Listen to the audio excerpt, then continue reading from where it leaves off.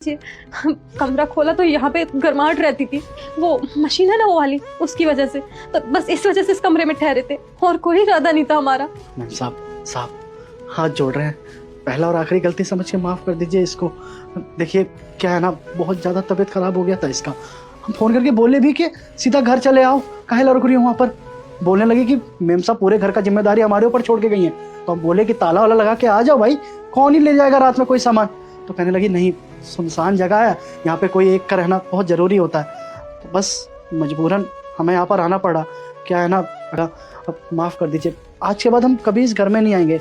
और बात रहा आपका बिस्तर का, कि हमारे सोने से आपका चद्दर और कंबल गंदा हो गया है, तो हम धोने का भी काम करते हैं। ये सब धो के इसके हाथ भिजवा देंगे। बस इसको माफ़ कर दीजिए, काम से मत निकालिए इसको। क्या है ना, हम दोनों का काम के वजह से ही घर चल पाता है। अगर एक का भी काम छूट गया ना तो पूरा घर में दलिद्रता आ जाएगा। अरे नहीं नहीं भैया, आप हाथ मत जोड़िए। मुझे पता लग गया सारी गलती मेरी है। पर काजल, अगर गीजर बंद था, अलमारी लॉक थी, तो तेरे को कम से कम मेरे से एक बार कॉल करके पूछना तो चाहिए था ना। नीम साहब, हम लोगों ने फोन मिलाया था, नंबर ही नहीं मिलता था। अंकिता सही तो कह रही है वो, कश्मीर में नेटवर्क कहाँ थे? और तुम भी परेशान हो रही थी कि मैं नेट यूज नहीं कर पा रही, नेट यूज नहीं कर पा रही। वो कॉल कर रही होगी तो कैसे मिलेगा तुम्हें फोन? हाँ, मेरे तो दिमाग से ही निकल गया कि वहाँ पे नेटवर्क ही नहीं आ रहे थे।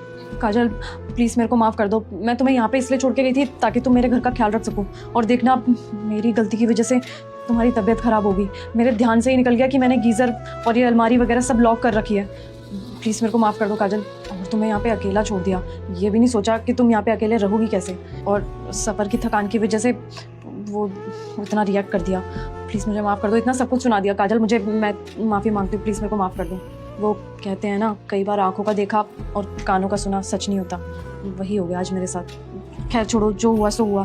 लेकिन काजल, आज के बाद ना मैं कभी भी ऐसी गलती नहीं करूँगी। हमेशा ध्यान रखूँगी कि कभी भी गीज़र का बटन बंद ना हो और अलमारी की चाबी भी तुम्हारे पास रहे। तुम तुम्हारे पास इतने सालों से काम कर रही हो, मुझे तुम्हारे ऊपर पूरी तरीके से भरोसा है। लेकिन आज ये देखा ना, तो इसकी वजह से गलत सोच लिया। और भाई साहब, इसकी चिंता आप बिल्कुल मत करिए। हम कभी भी काजल में भेदभाव नहीं करते। मैंने हमेशा काजल को अपनी छोटी बहन ही माना है। वो आज ऐसे देखा तो थोड़ा सा गुस्सा आ गया।